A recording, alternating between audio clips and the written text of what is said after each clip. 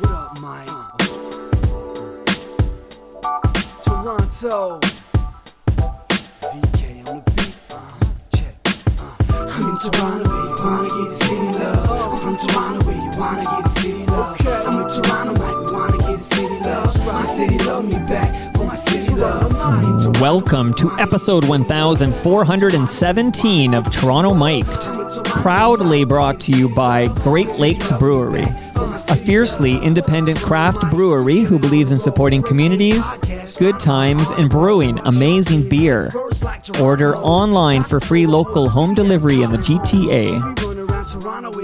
Palma Pasta.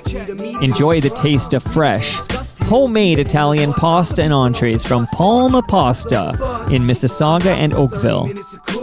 RecycleMyElectronics.ca.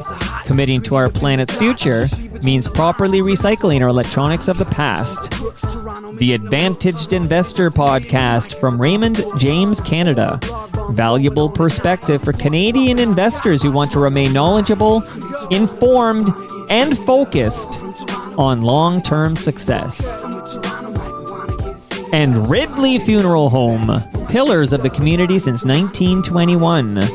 Today, to help me dive deep into the history of country music in Canada, it's Sean Burns. Welcome, Sean. Thank you. It's good to be here. Where do we find you in the country today, Sean? Where are you? Winnipeg, Manitoba, Canada.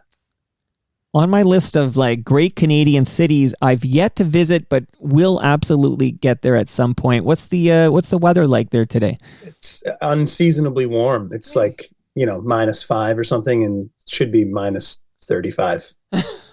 Truly, yeah. It's punishing. Well, they call it winter peg for a reason, right? Absolutely, yeah. It's a gritty city, but it's it's a good city. We've got all the amenities that all the other biggest cities have, but it still feels kind of small. I think maybe a lot of people, it's the only city in the province, so everyone kind of would congregates here. So it still has a rural thing. People are truly a lot friendlier than they are where you are. Okay, well, look, you're selling me on my visit. I think Winnipeg, big enough to have an NHL team. Exactly. But small enough to feel, you don't feel that big city indifference and chill, pun intended. Yeah, and I think that, we're the butt of so many jokes here that, people kind of wear that as a badge and they do their thing. And maybe it's they don't want people to know how great it is here. I mean, I grew up in Oshawa, in Southern Ontario. The dirty Schwa. So, okay, you're a local boy almost. Okay, I didn't know that. Yeah. So what brought you to Winnipeg? Yeah. I was on the road and I met the gal that became my wife. Okay, so that'll do it. Okay. So actually, there's a handful of us here that found ourselves in that exact position.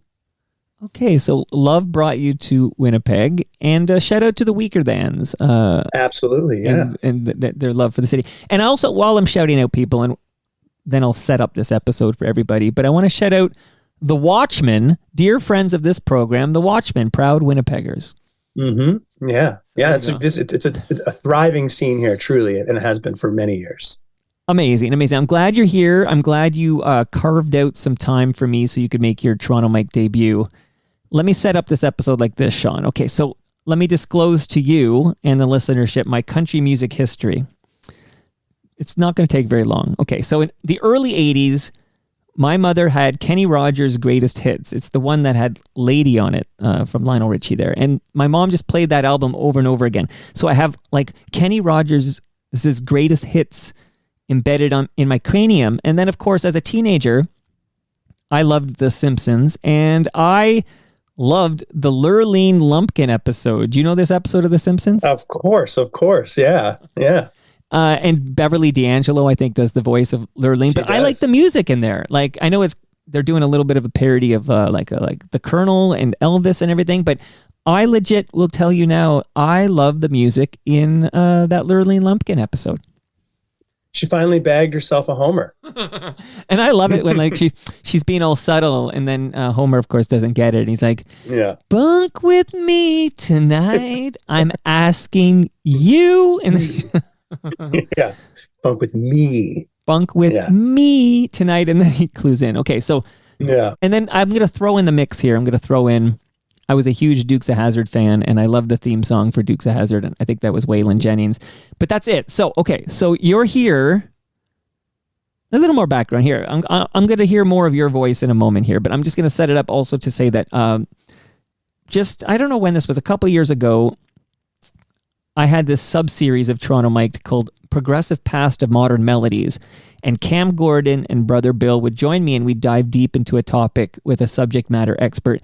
And just before we shuttered PPMM episodes, I had this itch to learn more about the origin and history of country music in this country, and that kind of brings us up to speed. Mr. Burns, can I call you Mr. Burns? Or Yeah, absolutely. Whatever you want. Thanks. Whatever you want. Okay, so let's start by establishing you. Let's establish you as an expert, even though that might make you uncomfortable. You're my subject matter expert. We're going to dive into the history of country music in this country. But tell me, I've learned so much about you. You host a radio show. You have a podcast, Lost Country. I've been on my YouTube Music. I've been streaming the songs from Lost Country. The mic is yours.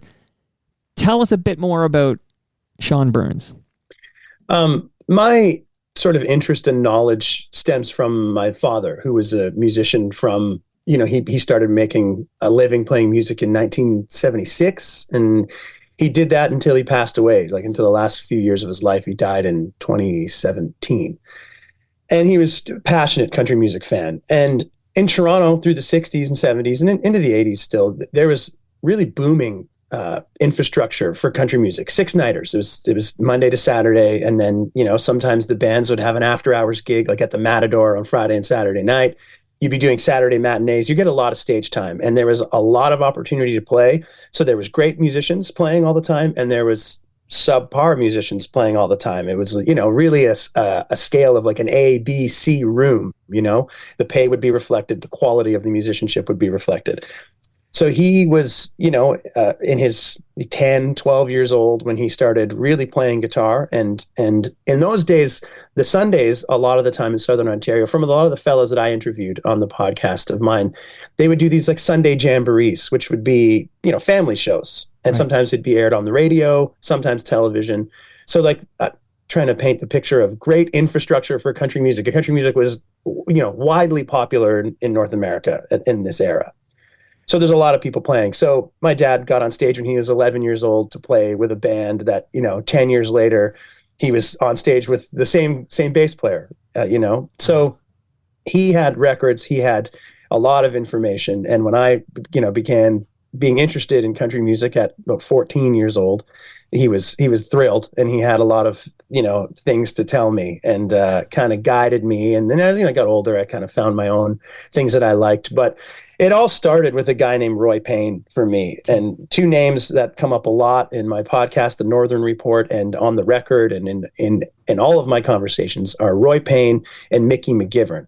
And Roy Payne came from Newfoundland to Toronto in the 60s, and he was like a well-documented wild man, and he was a fantastic songwriter, but a bit of a wild card, like could never really catch on in the mainstream or with a bigger label, because it was also, acceptable to be a bad alcoholic, or really leaning into that sort of lifestyle. It was not uncommon, You're playing in bars 6 nights a week. There's people there on a Monday night. There's nothing to do. There's no VCRs. There's no TV, right? Right. It's music and it's the clubs. So Roy Payne was a great songwriter, and his second record, called Roy Payne No. 2, came out in 1970, and Mickey McGivern was the guitar player. Mickey McGivern played on over 350 records, mostly for Arc Records out of Toronto, but also with Paragon and Marathon. And Mickey McGivern was my dad's guitar hero when he was 12 years old, and he had that record. And then by 1977, my dad was playing with Roy Payne for the better part of that year. And but it was Mickey. So my dad was real hot on this record, and a friend of his who became a good friend of mine, his father from Nova Scotia moved to Toronto, and Roy Payne and Dick Nolan were good pals, Newfoundlanders. So they were playing around. So my buddy's dad was friends with Dick Nolan. So there's all these little connections, right? But Mickey played guitar on that Roy Payne record, which is a fantastic record. And in those days, I'm just rambling, by the way, Mike, you know that. You can cut me off if you need to, but I can go for a while. Keep going, and I will. I'm taking little notes on questions I have, but I'll let you. When you take your breath, I'll chime in. But keep rocking. Okay, all those records by these regional and local acts, some of them would have songs that they've written themselves, but also like the hits of the day. You're selling these records at drugstores and department stores, right? And sometimes off stage. But Roy Payne would always have cuts of his own on his records. So he was a great writer. Mickey played guitar, and that record is really what got me real into digging around into who else was around in those days. And some of those records, most of them don't list the musicians, they don't list the songwriters, so it's a real archaeological dig that I spent a lot of time on, and that's what turned into this record. But it all starts with Roy Payne and Roy Mickey Payne, McGivern. and Newfoundland's Roy Payne. Now, so I have been listening to Lost Country. So I'm gonna need a little spiel on exactly what Lost Country is for the listeners. But before you dive into Lost Country, I know you covered a song by Roy Payne. Like I look at the credits in YouTube and I see written by Roy Payne. So I Google Roy Payne, okay? There's like a few different Roy Paynes on Wikipedia, none of which are a Canadian country musician named Roy Payne. So I did find an interesting bio on Roy Payne on some Canadian country website, which I'm glad I found that. But Roy Payne doesn't even have a Wikipedia page. It's just interesting how these are truly lost country stars in this country. So maybe give us a little idea what Lost Country is, and then I'm going to kind of bring you back to some names I know, and then again I'm going to learn more about people like Mickey McGivern and Roy Payne. I'm ready to be educated. Lost Country was the name of a band that my dad started in the late 70s with a friend of his, harmonica player named Lance Bennett, and they toured Canada for about 50 weeks and never got rebooked in any venue that they played. They were there to play music. They weren't really there to entertain, and they were working on parts and working on music, and they were young, rowdy men causing trouble. So the name of the band was Lost Country. So when I sort of landed on the group that I've got now of musicians in Winnipeg, like really great players, I called the band Lost Country as a little nod. And so we've been operating as Sean Burns and Lost Country for 6-7 years now. And I wanted to make this record of these, sort of fringe local legends, regional stars of Canada's honky tonk past. And it's true, they're lost. There's a couple of names that would be familiar with Canadian country music fans, like Harold McIntyre or Dick Dameron, but for the most part, they're lost. And so it really made sense to me to call the record Lost Country, because that's just what it is. And the cover of Lost Country is a great photo of Yonge Street in the 60s. Yeah, like I think 1965-ish. And I got it on the website, the Toronto Archives, but I'm pretty sure a fella named Larry Delaney took that photo, and Larry started a magazine called Country Music News, and I think in the 80s. And he's very active on Facebook, posting old photos every day. And I mean, like, he's got a deep well. But that's just a great photo of the Edison Hotel, which was Canada's home of country music through the 60s. And Mickey McGivern and the Mustangs, his band, were the house band there. And they backed up Waylon Jennings and Johnny Paycheck, and all the big stars from Nashville. And Johnny Paycheck and Mickey formed a deep friendship and wrote a song together that was a hit for Paycheck. And so, and Paycheck was a maniac, and him and Mickey were good friends. So if that tells you anything about what was going on in those days. Well, like Sean, seriously, hook this to my veins, because I know nothing about this, and I'm coming in cold, and you know so much about this, and I'm just like a sponge right now. So I had no idea about, Toronto's country music past. I will just ask you a couple of specific questions as I'm still establishing you as the subject matter expert here. But yeah, Lost Country, your dad, this is all great. But tell me what Boots and Saddle, this is a radio show dedicated to classic Canadian country that you hosted? Boots and Saddle started, probably 15 years ago. An older fella started it, and he passed away, and then he moved it on to another host, a guy named Tim Brandt, who did the show for a couple of years. And then there was a guy named Sheldon Burney who hosted for a few years. He's an author, and he's a musician. And I was a guest on the show a couple of times, just to roll in with some records and chat about country music. And then when he was leaving, I was ripe to take over, and I had fancied myself to be, Mr. Country Music at that point, which is comical now because the change in these last 6 or 7 years has been drastic due to the research, to digging around, and the interest in the Canadian stuff especially. So I hosted Boots and Saddle from December 2016 to May 2022. and 2022, and it was on every Tuesday at a highly coveted time slot of 11 a.m. to 1 p.m. On Oh, campus and community radio. okay. And I'm in, CJUM. yeah, on CKUW 95.9 Oh, FM, downtown Winnipeg, University of Winnipeg. Great station. okay. And it established me more in the community. And I met a lot of folks, like a ton of people in the United States and Canada making country music. And my ear was to the ground, like heavily. And I had to step away. We had my daughter was born that year, and I got the job with Corb Lund, and that's a full-time job. Well, So I tell just us don't have about the job of Corb Lund. There's a name listeners will know. Corby had the same bass player for over 20 years, and it was time to go. He didn't want to be on the road. It's a very demanding schedule. And my good friend Grant Siemens, who plays guitar on all my records since 2018, he's been in Corb's band for 21 years.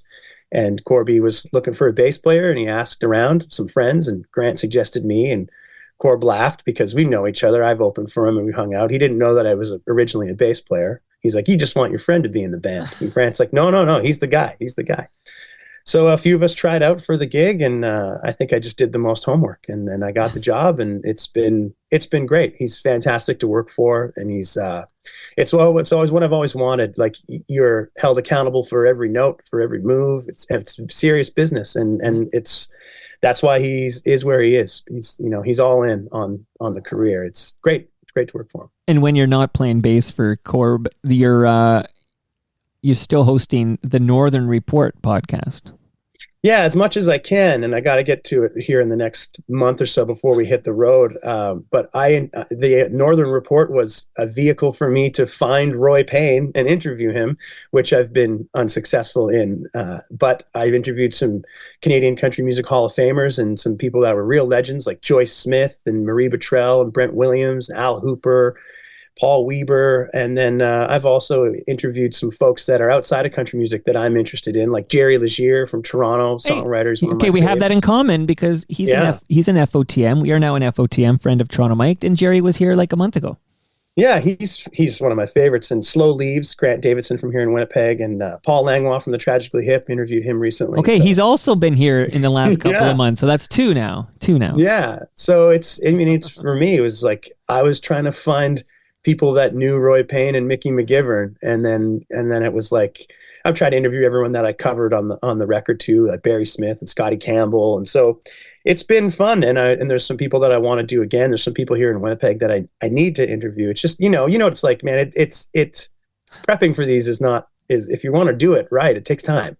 And also, your experience, what I've experienced is you have a conversation with somebody, and then they tell you about somebody. You learn about somebody else, and then you realize, oh, I need to talk to that person now. Like, it's this web that just sort of grows, and then next thing you know, you're a subject matter expert. Sure. Yeah. Okay, I can accept. Okay, that. so let me. Okay, so we've established now I've got the right guy for this very important responsibility, which is to tell Mike there was something before Stompin' Tom. Okay, so I'm going to drop you a name, even a casual, like I mentioned my history with country music, but even I know this name from the history books, or maybe even from like the Elvis biopic or whatever. But can you please tell me about Hank Snow and maybe Wilf Carter, and just what can you tell me about like the early popular, because I know you're big on the obscure country artists, but let's start with some of the popular Canadian country musicians kind of there at the origin. Honestly, not a lot. I know, of course, familiar with Hank Snow, and you can find Hank Snow records everywhere in thrift stores now by the dozen, and of course I got a few, and I got some Wilf Carter records. Okay. But, Hank Snow was charming and talented and smart enough to move to the United States to really build a career. Right. And yeah, like, honestly, not a ton of stuff on those cats, other than of course respect and sure. But it was that stuff never moved me as much as the real kind of biting sort of gritty honky tonk barroom stuff, Right. The Lurleen Lumpkins of Canada. Yeah, like Buck Owens was my first country music hero when I was 14 years old, and those guys were playing in loud bars in Bakersfield with drunk oil riggers and people fighting, and they had to get loud over top of the over top of the chaos. So you got a loud Telecaster and a loud vocal, and that's reflected in those Buckaroos records from the mid '60s. It's the finest honky tonk music ever for me, and the greatest band. And Buck was, a bit of a tyrant in the studio, and you had to perform, and the band was great. So that's kind of where it comes from for me. And then to find out that, you could be in Toronto any night of the week for this, 25-year spell and see bands in that vein. Some of them, honestly, almost equally as good. Like Mickey McGivern and the Mustangs were as hot a country band as there was, and they were just playing at the Edison Hotel like 6 nights a week for years. And now live from the Edison Hotel in the heart of downtown Toronto, Arc Records presents Mickey McGivern and the Mustangs.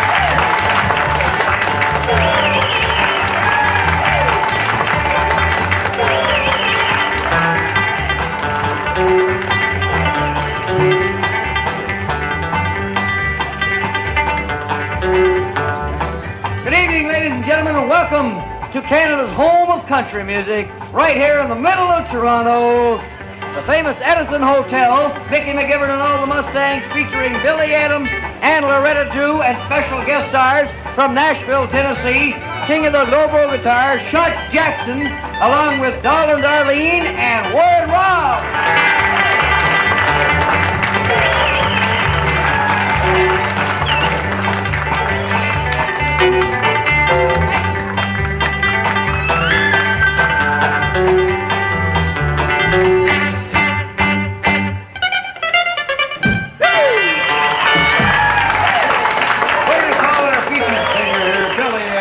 Come on, Billy, what are you going to do for us today?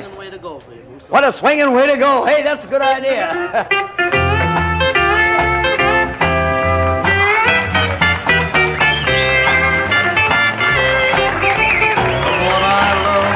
Don't want me hanging round.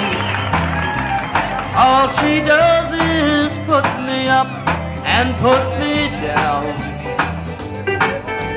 Tonight she's with a stranger at a party in her home, and I'm here in the Edison getting stoned.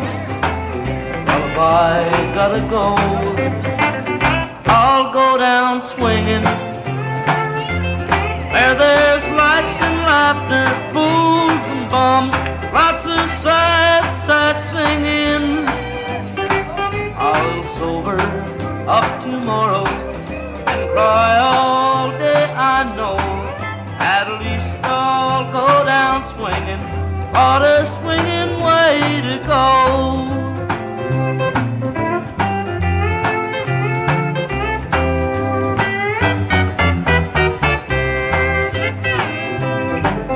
I'll dance with all the girls and buy the wine,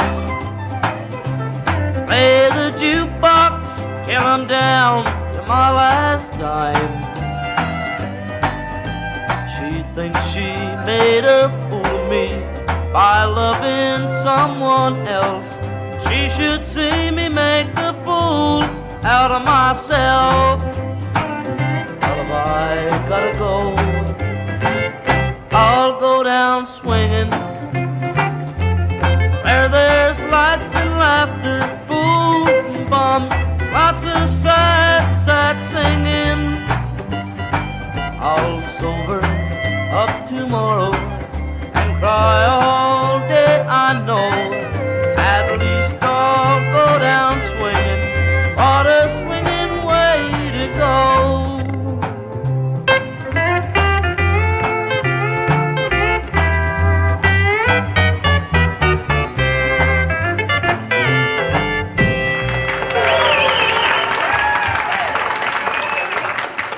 So why so obscure for these tremendous country music artists in our early in this country's country music history? Like, why are they so obscure, these names? I think it's because you could just make a living playing music. And it was not even about the glory of, being on the Opry or being, on the Wheeling, West Virginia Jamboree, even though a lot of guys in Ontario did that. You could go to work 6 nights a week and make a middle class living, and you could go home and you could have a family, and if you were not drinking all night long. You could be present in the daytime and then go to work at night. And sure, there would be some accolades and you would be making records like Mickey, I said, over 350 records. Like he left his mark on a lot of people's art. And that's great. And it's, I mean, for some people, you know, what more do you want? And that doesn't exist anymore outside of Nashville, or a little bit, but outside of Austin, Texas, it's like, you know, it's not like that anymore.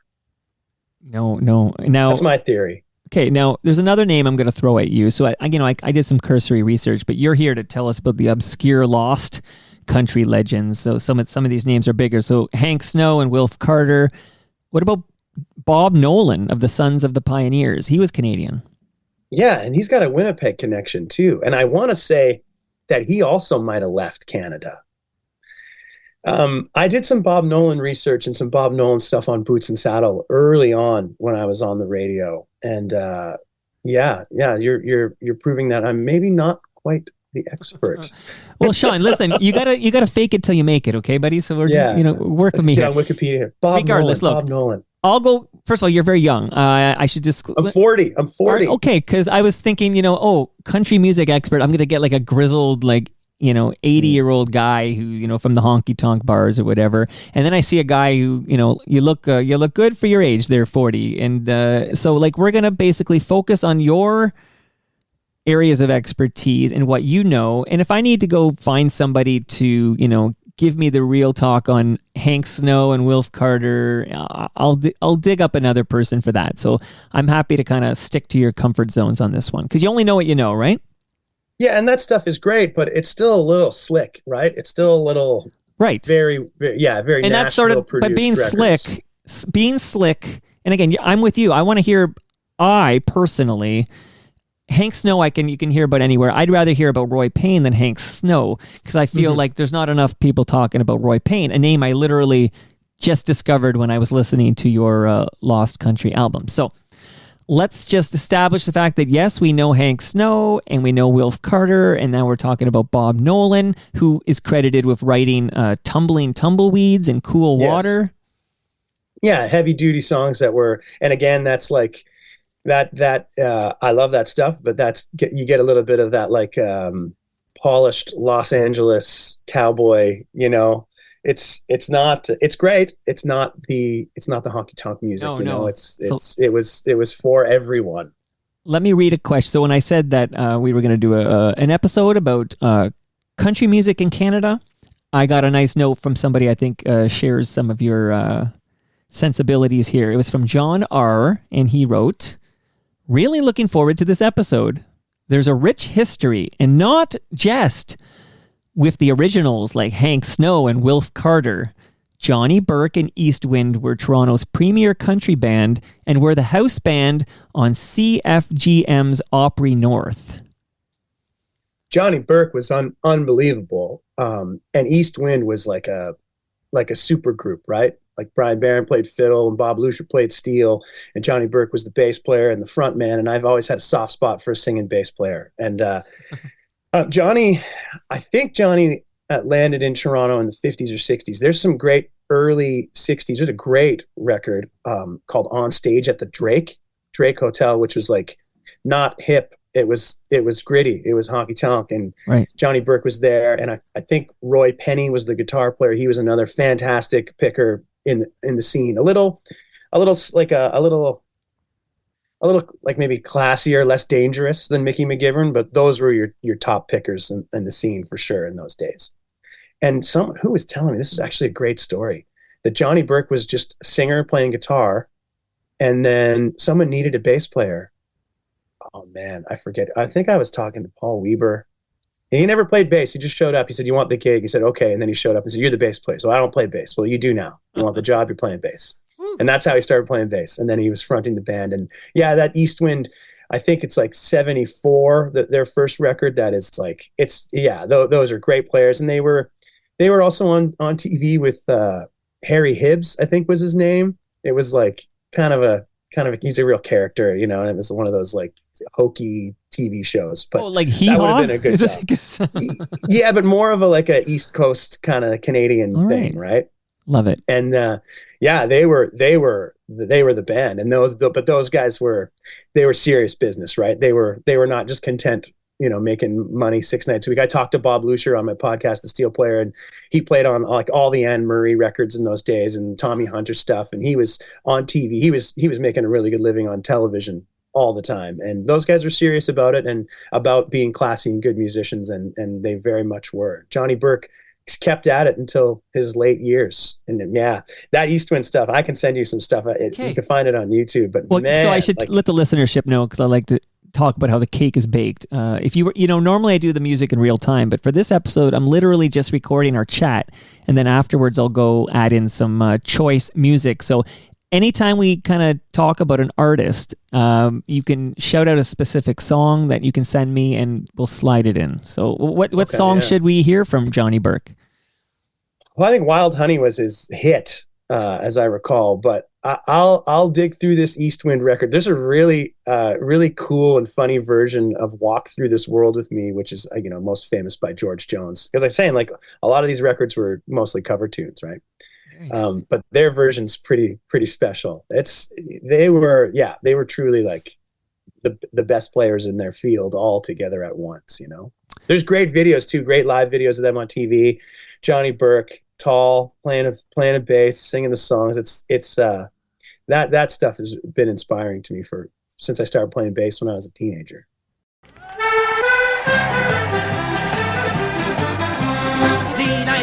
With you out all night, the foggy dew. Deed I am in love with you, muscles in the corner. Here's a half hour of down east fun and music with Newfie's favorite son, Harry Hibbs. Ask a bayman for a smoke, he will say his pipe is broke. Ask a bayman for a chew, he will bite it off for you. Featuring Canada's queen of country music, Miss Diane Lee.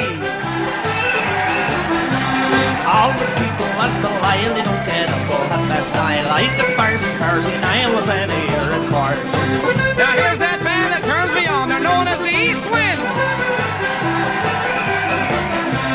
They're the Irish way, this goes babe, and their little boats swimming in their petticoats, melting Betty Harbor. My name is Johnny Burke, and here we go with the Harry Hibbs Show.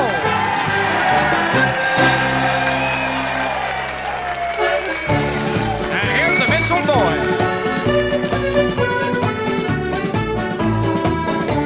The minstrel boy to the war has gone in the ranks of death. You will find him. He's fought the sword he had guarded on. His wild harp song behind him. The land of war was the warrior bard. In ranks of youth you'll find him. The land of love left far behind, his wild harp song behind him.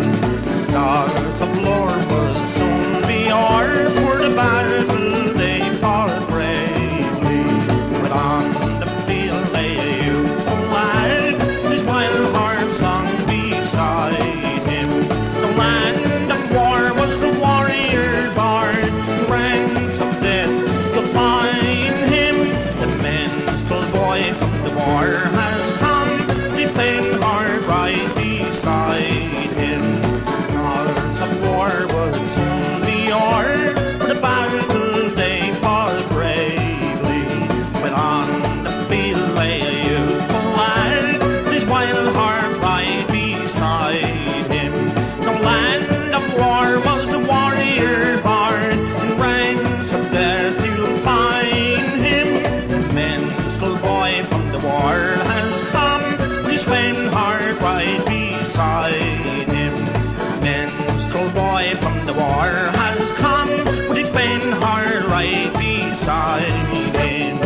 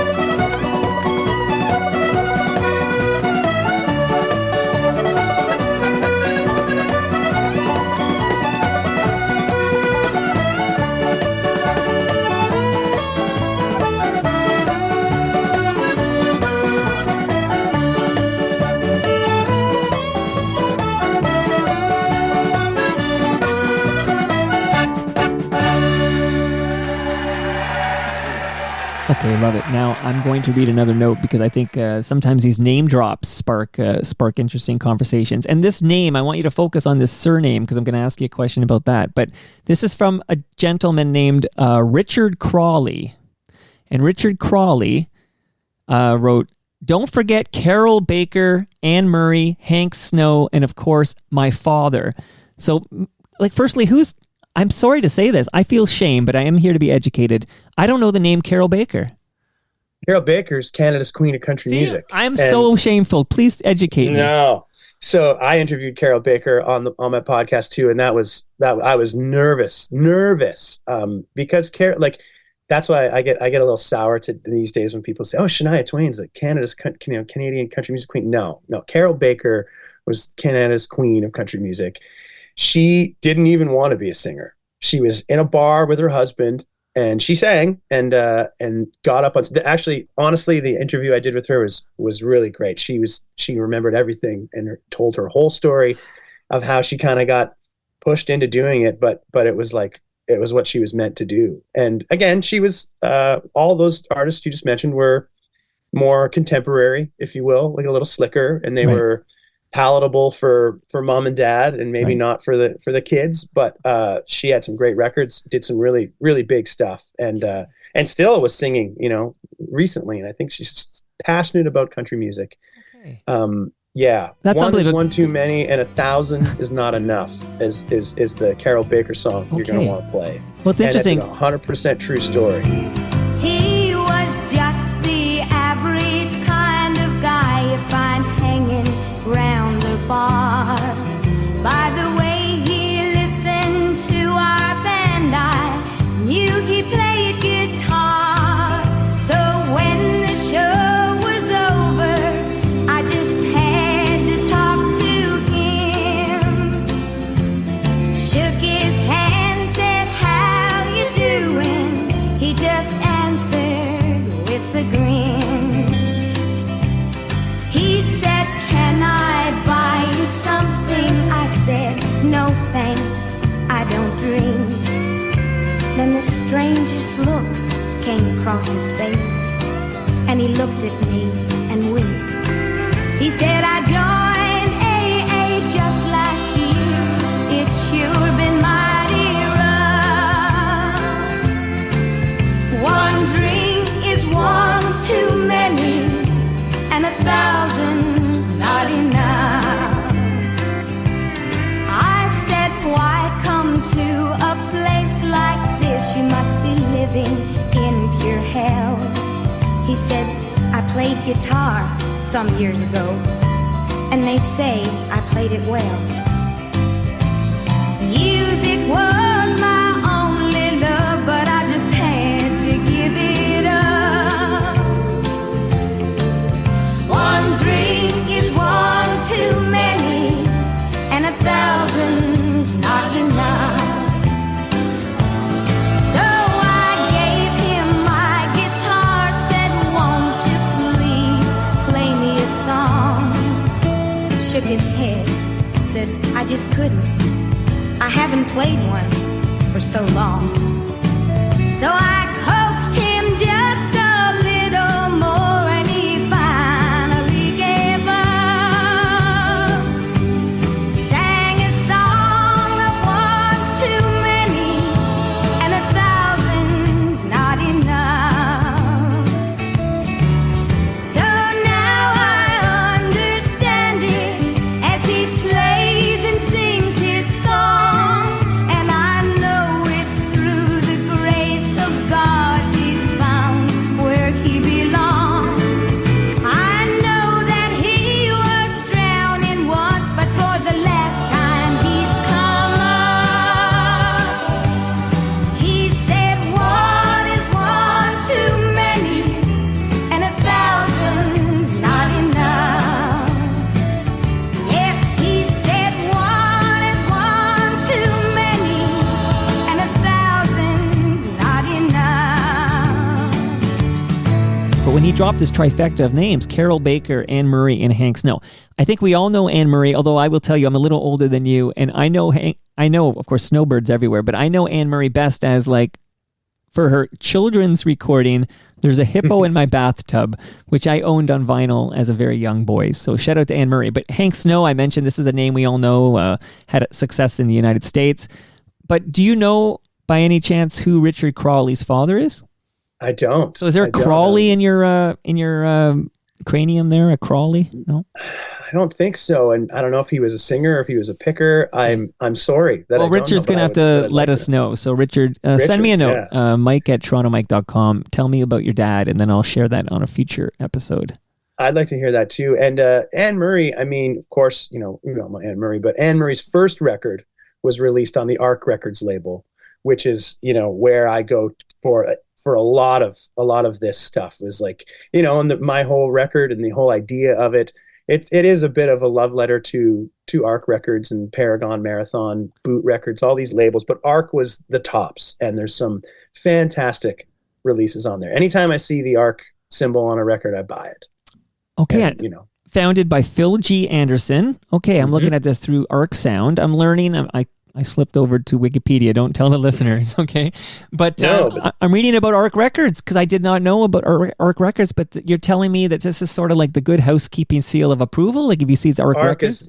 Arc is the tops for the regional releases out of Toronto. And I think that they own the plant where they could press their own records. And I spoke to Phil's son before. I think his name might also be Phil. And but because I was like, where are the masters? And there's a group, a Facebook group, me and some guys from Toronto that are these Arc Records nerds. They're out there, and it was big time. Like they were releasing a lot of music, mostly by local artists. Yeah, I'm reading now. Like so you talked about early Anne Murray in the '60s, Stitch in Time, Catherine McKinnon, Fred McKenna, Harry Hibbs, a name you dropped earlier. Ronnie Hawkins, of course, Rompin' Ronnie, not lowest of the lows Ronnie, The Travelers, and the Ugly Ducklings. Like, wow. Okay. Yeah, it's honestly, you take a dive into like, I like to go to discogs.com if I can control myself from making purchases. But that's a great stop. That's a great spot. And Mickey McGivern's band, the Mustangs, backed up a lot of folks. And there's great Dusty King record, and June and George Pasher were honky tonk king queen kind of vibes in Toronto. I met George I have these events, these Toronto Mike listener experiences. I met him at Great Lakes Brewery in Southern Etobicoke here pretty recently, maybe a couple of summers ago. He came out, he happened to be going there for a beer, and then I bumped into him and chatted him up. I know this guy. Yeah, well, his wife June, I mean, I have a record of hers. It's like some of those records have great titles, like, you know, so-and-so sings the country hits of the day or all-time favorite country songs. It's one of those. I have it over here, but June Pasher, it's raw honky tonk. And she sang until her very, very late years too. And that's some. So she's probably, sadly, she's no longer with us, I take it. June, I know I met George. I had the key to heaven when we married. And for a while I brought you happiness, and now your love for me is dead and buried. And every night you share another's kiss, and I'd rather be the one you slip around with than be the one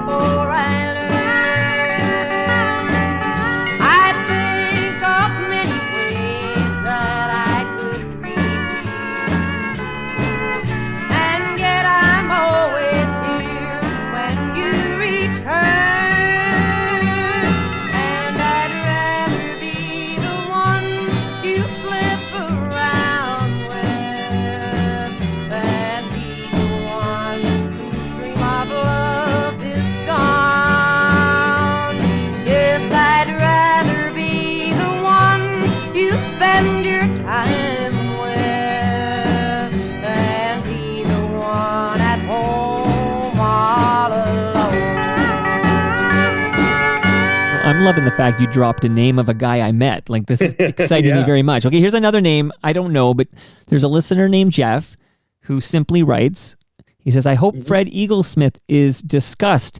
Who's Fred Eaglesmith? You don't know Fred? No. Okay.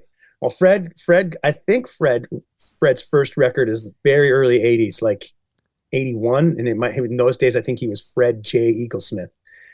But Fred was like pounded the pavement maybe harder than anyone, like 300 shows a year kind of thing. Even like 10 years ago, he was still doing that. And Willie P. Bennett, that was Willie's last gig, was with Fred. He was playing mandolin and singing with Fred. And Fred owned the bus and drove the bus and ran the band hard and made great records and had some shining moments, like he was on David Letterman's show once. And he's most recently been doing a duo with his latest wife, Tiff Gin. But Fred in the band, and Fred with Willie, and Fred through the 90s, he gave a lot of people their start. Like Corb used to open for Fred solo a lot. Gordy Tentry's a songwriter lives up in Yukon. He got his start with Fred. Fred was, Mike Bloom got his start opening up for Fred. Like, he was a really, really well-respected songwriter and performer. And yeah, man, Fred's great. And then big stars recorded his songs. Like, I know Todd Snyder did a song. Alan Jackson did a song. I think maybe Miranda Lambert or one of the female stars. So he's got some songwriting credits. And I saw actually last week that he's doing a show in July. He hasn't done a show in a long time, I think out in Carlton Place. But yeah, I mean, he's grizzled veteran. And I mean, talk about, it wasn't six nighters, when Fred was doing it, it was six nighters in 6 rooms, and he toured a lot in Europe and the United States and Canada. And, we're down in Texas with Corb, and we do a Fred Eaglesmith song, and the people in the, Texas listening rooms, they all know Fred's music, man. So yeah, no, he's a not quite lost, but definitely, certainly a legend. Not lost enough to be covered on Lost Country.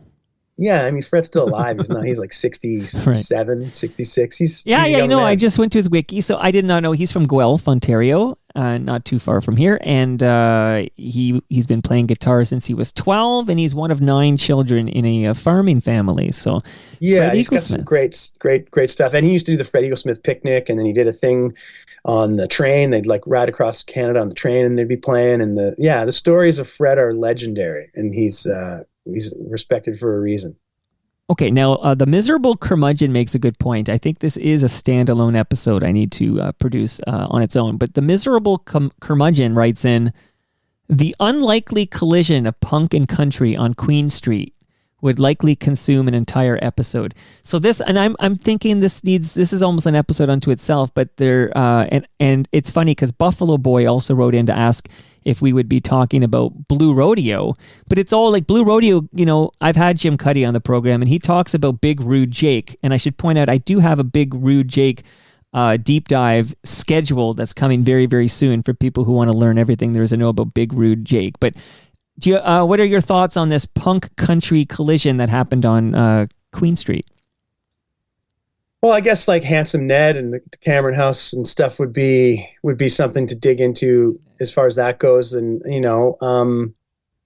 so the old guys that I was around when I was a kid, and the old guys that influenced my father, they didn't really care for that kind of thing, right? They're like hardcore traditionalists. Right. So like, there was like strict, like even Graham Parsons would be offensive to some of these cats, right? It's like they wanted it done right, in their mind. And so, and that stuff never really grabbed me as much, though, I grew up in the 90s, and I love the California skate punk stuff. I still listen to Bad Religion records every week, but Junior Gone Wild, a cowpunk band from Alberta that had it going on in the 80s and up until recently. Like, I dig the energy, I dig the attitude, even the Handsome Ned stuff. But I've interviewed guys that were around in those days that just had no time for that stuff. It's found it disrespectful to the traditions of country music. And I don't go that far. Right. I just, it just doesn't really do it for me in the same way. Well, thank you for bringing up Handsome Ned, because I actually realized as I said it. So there is a Big Rude Jake episode of Toronto Mike coming, but I conflated the names, just the way they have these monikers with the name. Like, I conflated Big Rude Jake with Handsome Ned. It is actually Handsome Ned, of course, that Jim Cuddy was telling me about being that huge influence. So I meant Handsome Ned. But just real quick, like just some of the acts that we won't be diving into in this episode, but get enough love on this podcast as it is. But so you got, Blue Rodeo, Prairie Oyster, Sky Diggers, Cowboy Junkies. These are the acts that kind of come out of that aforementioned Handsome Ned inspired punk country explosion on Queen Street.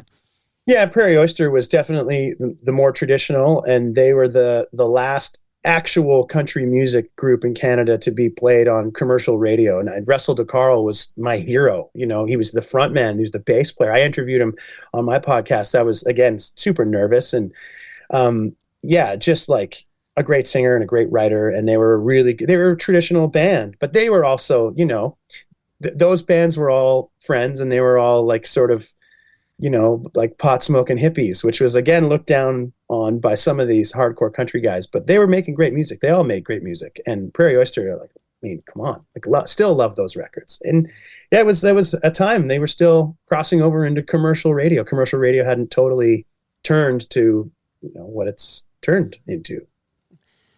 What about that? On that note, like, where would one? I realize we all have the internet at our fingertips, but where exactly would one turn to hear classic country, this traditional country music? Like, is it simply finding a podcast like yours that still seems to give a shit about this great genre? Like, where do you hear this now?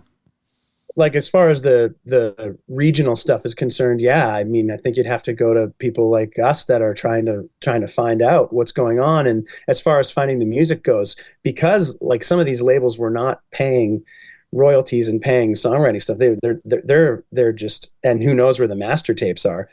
It's, for the most part, I found all this stuff on YouTube from people like ripping their records down to their computer and putting it on YouTube. Like, that's where I had to find a lot of this stuff, and then buy the records myself, and some of it's available, especially the bands you mentioned. Like, you can find all the Prairie Oyster stuff on the streaming platforms and all that. But if you want to find June Pasher and Mickey McGivern and Roy Payne, like, you're going to YouTube and you're hoping that it's decent quality and it's labeled correctly. Right. No, absolutely. Before we get too far removed from because I want to get back to Lost Country. And then when I say Lost Country, because it gets confusing, because the band's Lost Country, but I mean the album Lost Country I want to get back to, actually, which is available now. But can you tell me, what is a honky documentary film?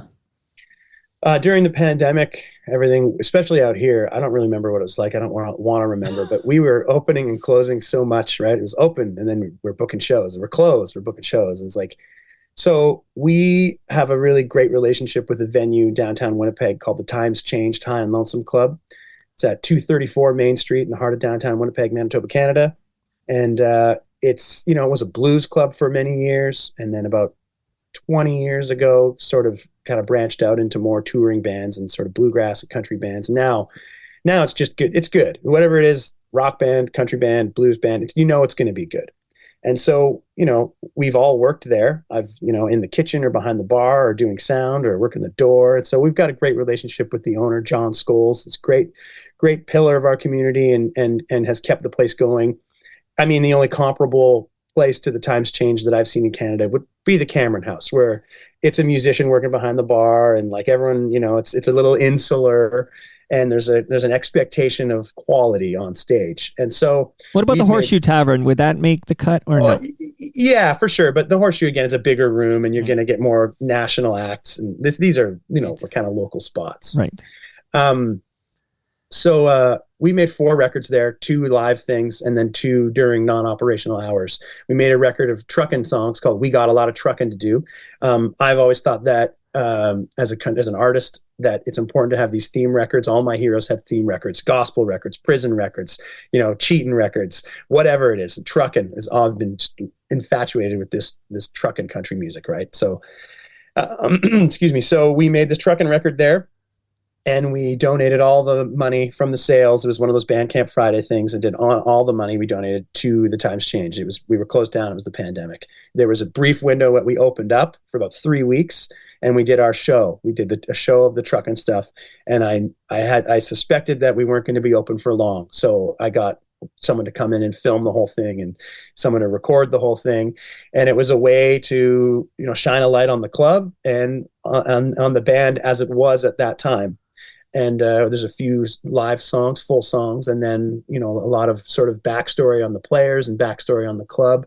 And it was a honky-tonky-mentary film, about 19 and a half minutes. And Grant Siemens did all the music at his house, and I narrated and wrote it all here in the basement.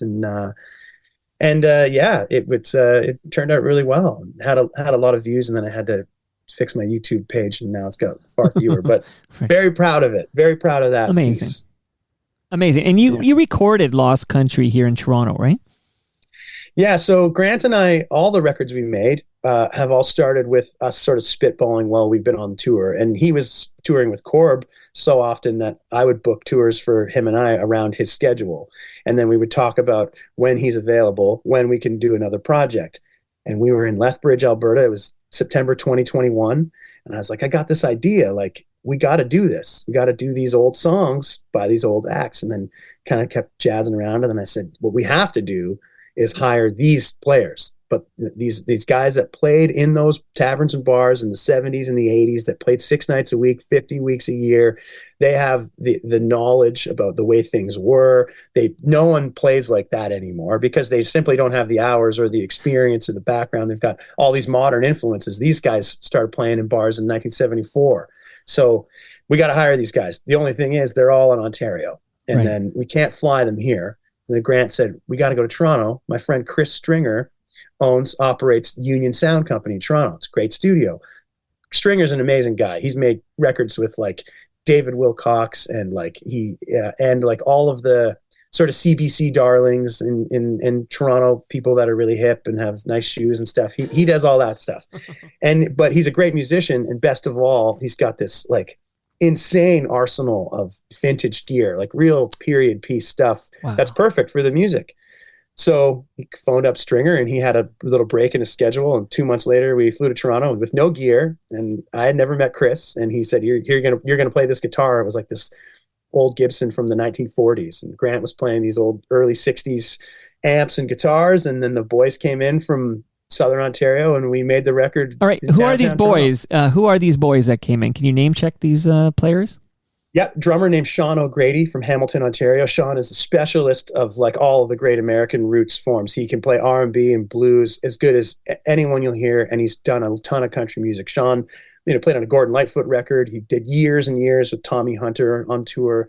All the up-and-comers and the legends of Canadian country music are familiar with Sean. He's a fantastic drummer, and he's got a great personality. So, you can keep it light too, right? So he was the guy. And my dad played in a band called Joe Firth and the Promised Land from 1981 to 84. And Joe was on the road, but he started playing in Toronto in the 60s, rockabilly, and then he kind of did this country thing from the early 70s to the early 90s. They did 50 weeks a year, 6 nights a week, every year. And if the gig didn't pay enough, Joe would stay home and the band would do it. So my dad's became his best friend, and his roommate on the road in that band was a guy named Mike Weber. And there's a photo of Mike Weber and my dad and I when I'm like 4 days old. And Mike was the pedal steel player. Wow. He was in Joe's band from 74 to 86, quit, moved back home, bought a bar, lived his life, left his pedal steel guitar in the rear view. He would play from time to time. His brother Paul, who played bass on the record, he owned a bar that's still for sale right now near Guelph in Maryhill, Ontario, called the Commercial Tavern. And so Mike would go pick every Friday when Paul would play, casually. And then he sold his bar, and he had a lot of time on his hands, and he just dove right back into playing steel guitar, and he's playing better than ever. He's the star of the record. Wow. So he was my dad's best pal, like my dad's best friend. And Paul was in Joe Firth's band from, I think, 76 to 81 or 75 to 81. And then he went on to be his own solo artist and had a great career. And it is a disgrace that he's continually overlooked by the Canadian Country Music Hall of Fame for whatever that's worth, but he really should be recognized. He had a great career.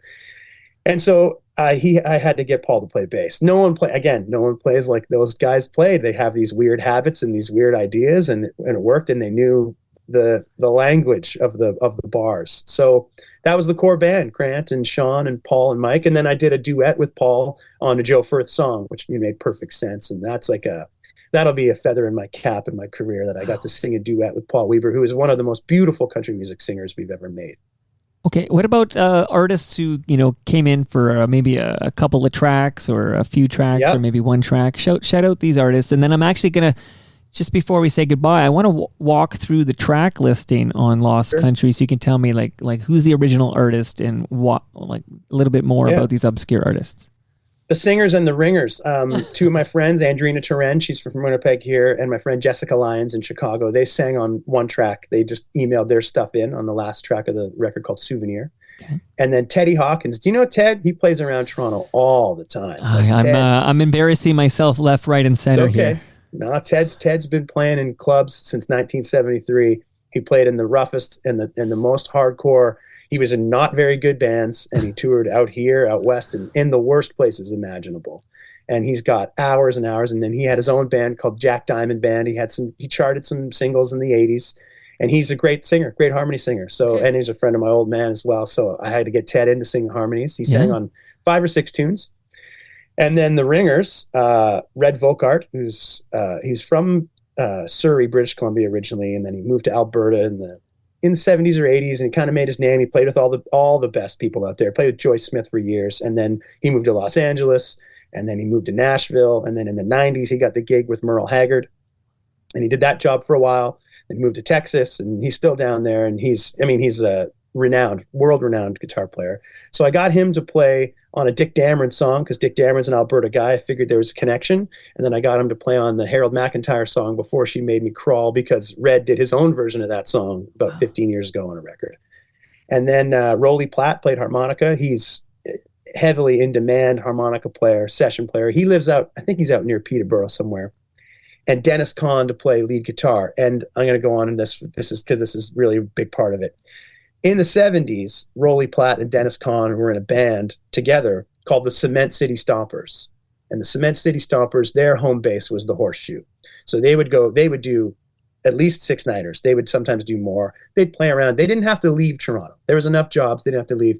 But there was a few of them from like Sudbury, I think. So every now and then they'd go do a couple weeks in Sudbury, or they'd go to Sarnia, or they'd go to Ottawa. But they were a Toronto band, kind of in the vein of Asleep at the Wheel, kind of like a Western swing country band. Phil Lloyd was the singer and the bass player. And Mike Holder played pedal steel guitar. Mike Dasty was a drummer. Dennis was the guitar player. Rolly played harmonica. It's like, they were such a good band. And they were my dad's favorite band.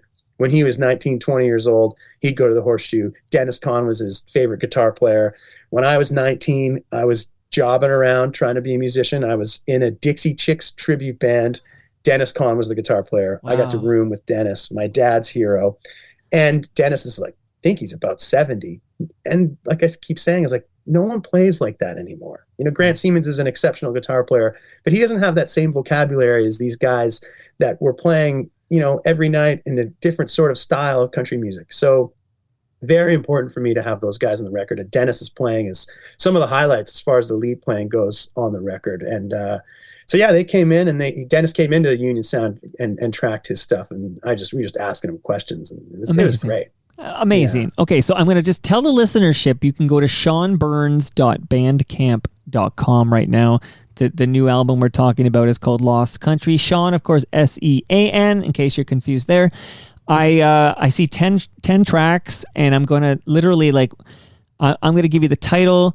And I just want a little bit about who's the original artist, even if we've mentioned them before. And then at the end of this all, I just want to know what's your favorite song on Lost Country. So maybe you can tell me when you get to it. But the first track is The Final Word. Danny Eddy was a country singer. He was like a poor man's Dick Dameron, and Dickie helped him out a lot. And he was from Sault Ste. Marie originally. Ended up out west. He made one record, as far as I know, proper record, called Just As I Am in the mid-70s, and The Final Word was Denny's song. Like that was his tune, that he played every night from the time he wrote it till the time he passed away. And he was really supportive. I met him at a music festival in central Alberta called Wayne Stock in Wayne, Alberta, and And he took a shine to Grant and I because we were singing a Porter Wagner song. He said, I've only ever heard 3 people sing that song, Porter Wagner, me, and you. And from then on, he came and saw us. We were out in BC, and he was a great man. He passed away right before I was supposed to interview him. Oh. And so there was no way I could leave Denny Eddy off of the record. Okay, you got to lead with that. Okay, now the second track is called Destroy Me. Destroy Me is by a guy named Chef Adams. Chef Adams was a producer, an agent, a promoter, a singer, a songwriter from a small town in Saskatchewan, moved to Toronto in the 50s, working in a kitchen, got the nickname Chef. He made a bunch of records on ARC and on Paragon and Marathon. 1969 record called Singer-Songwriter. That's where I found Destroy Me. And it was down to a few songs by Chef, but it had to be Destroy Me. It's like such a unique, weird chord changes and really sort of a great vehicle for that steel guitar. All right, the third track is called Me and the Old Promised Land. Joe Firth and the Promised Land was the band. That's the signature song. It was written by one of the fellas in Joe's band, title track to his record, I think 1981. And it was like, you know, they were playing in the bars every night and they'd only play a few originals. Joe had enough traction. He was on the radio. He was on the Tommy Hunter show. He had a name, you know, so that was their signature song. And there's a few to choose from, but you know, like, come on, like that was the one, right? For me. Yeah, for sure. The fourth track is called Before She Made Me Crawl. Canadian country music fans are definitely going to know that song. Like that was a hit, like a medium hit on the radio, early 80s. Harold McIntyre and the Area Code 705 band. A guy named Larry Code, C-O-A-D, he wrote that song. Larry Code wrote a ton of songs that were hits. He produced records. He played in Harold's band. He was Harold's manager. There's a great live video of Harold singing that song on the Tommy Hunter show in the early 80s. So that would be the most well-known of the tracks that we covered. And but again, it's like that's, as far as this sort of area of the music is concerned, that's sort of a staple. All the guys in the band had played that song in bands before. Okay, I'm learning so much today. Thanks for all of this. But the fifth track is called Hard Times. Hard Times is the title track to Mickey McGivern and the Mustangs record from, I think, 1967. At that time, you had a young guy named Billy Adams singing. Mickey didn't sing. He played guitar and he ran the band. He'd hire singers, usually younger guys, right? So he could probably pay them less. But Billy Adams was like it cut of the same cloth of Johnny Paycheck, and who they became friends with, as I mentioned. And so and Hard Times is like it's a depressing song, and it stands alone as far as the mood goes on my record. But again, we needed something with a little bit of a mood. And there was another Mickey song that was a real bitchin', like barn burner, but we had enough of that. So Hard Times is the one. That's a great record too. Okay. The sixth track is called Drinking Me 6 Foot Under. Drinking Me 6 Foot Under, you're not going to find that anywhere because Roy Payne wrote it. Roy Payne would do shit like write songs on a cocktail napkin on the set break and then go and sing it. And usually, from what I've heard, they were often good songs. Roy wrote a ton of tunes. I got a hold of this really poor live recording from a bar, I think in Sarnia, Ontario, early 80s, from the Cement City Stompers. And I'm listening to it. They're doing all these songs. And I'm, what's this? Drinking Me 6 Foot Under. Like, I just loved it. So I sent Dennis Kahn a message, and he told me that's a Roy Payne song. Wow. And then there's a few other guys that were, disciples of Roy, a guy named Derek Pilgrim from out there in Ontario. He recorded it at some point, but you can't find it anywhere.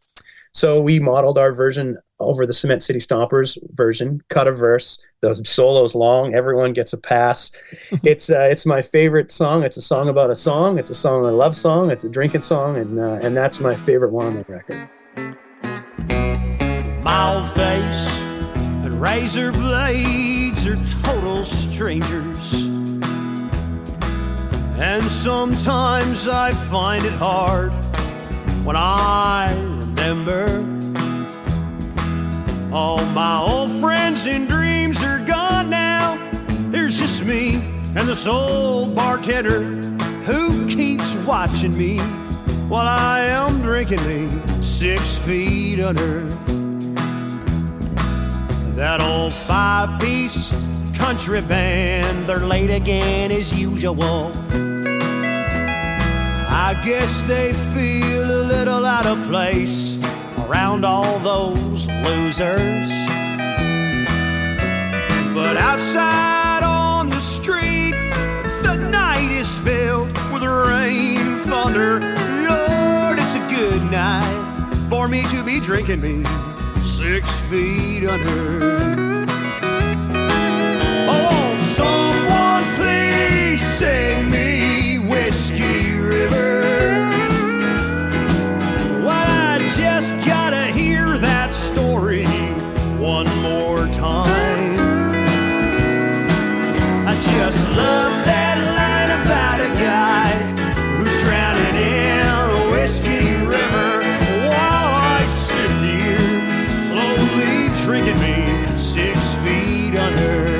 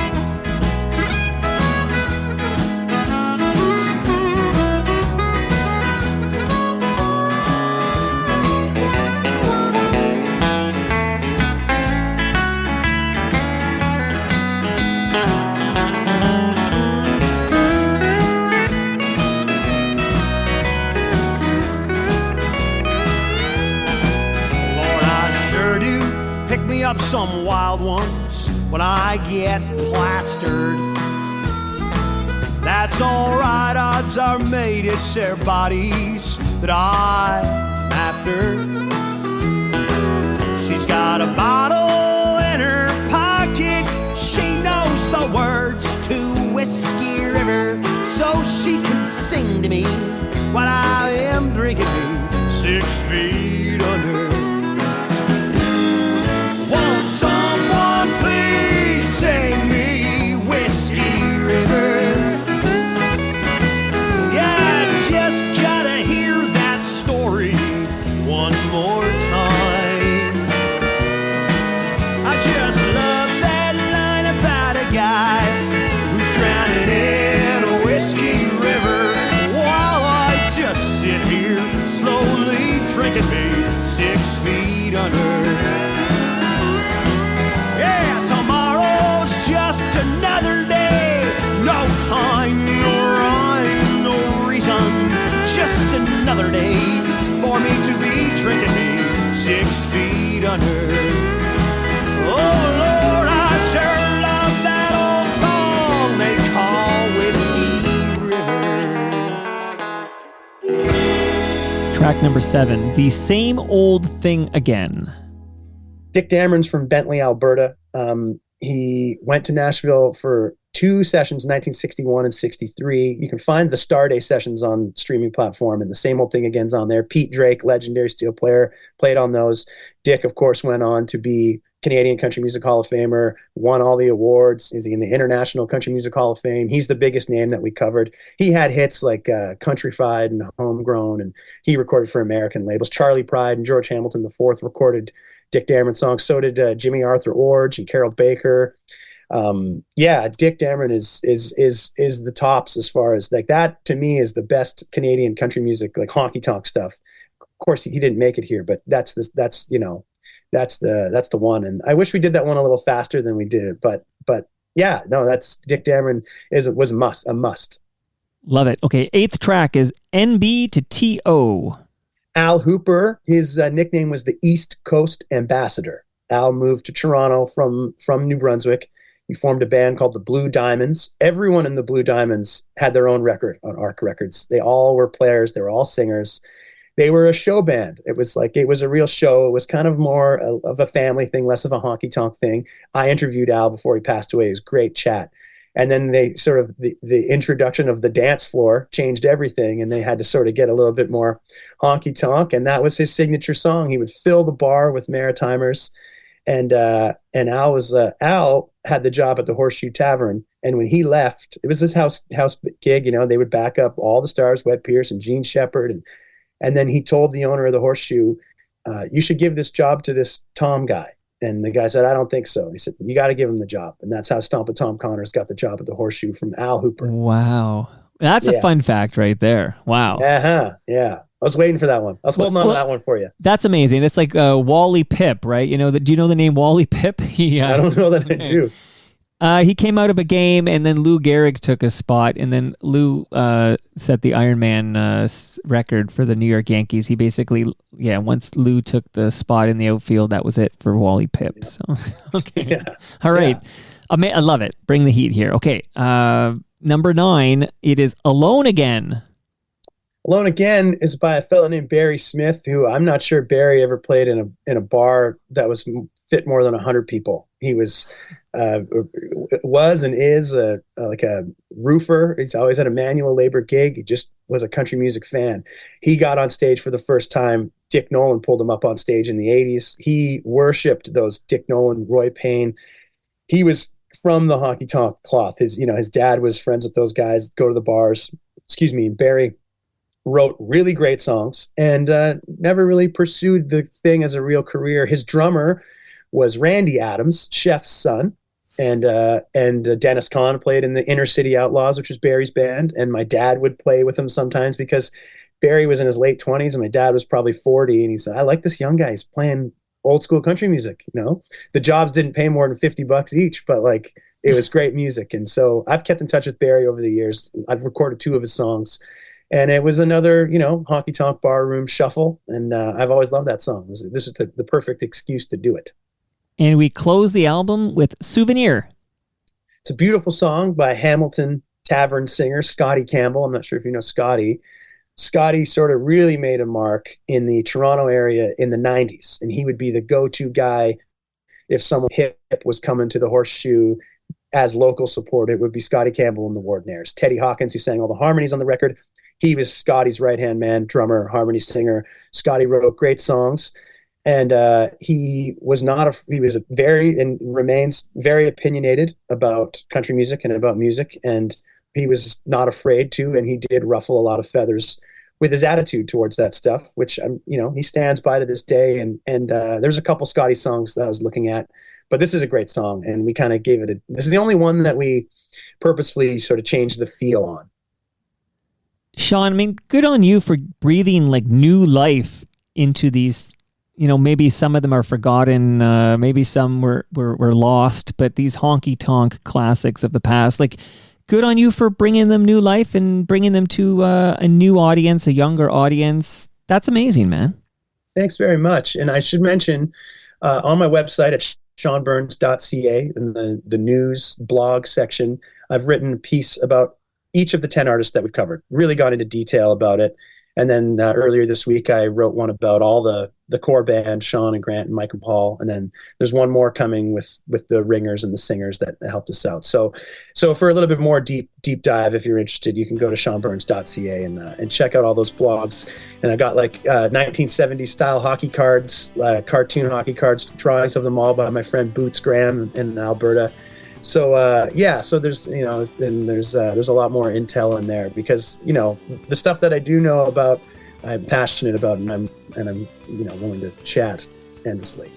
I learned a bunch from you today, man. And thanks for carving out some time. I'm glad you're enjoying the heat. Are you wearing shorts on a -5 day in Winnipeg? There's someone out there wearing shorts, I'll tell you for sure. There's some hero out there. Thanks for having me, man. Thanks for doing this. And that brings us to the end of our 1417th show. You can follow me on Twitter and Blue Sky. I'm at Toronto Mike. Sean, what is your handle on social media? Where can we follow you on social media? On all of them at Sean Burns Music. Sean Burns. Again, Sean, S-E-A-N. Much love to all who made this possible. That's Great Lakes Brewery, Palma Pasta, Recycle My Electronics, Raymond James Canada, and Ridley Funeral Home. See you all tomorrow, and my special guest is filmmaker Susan Fleming.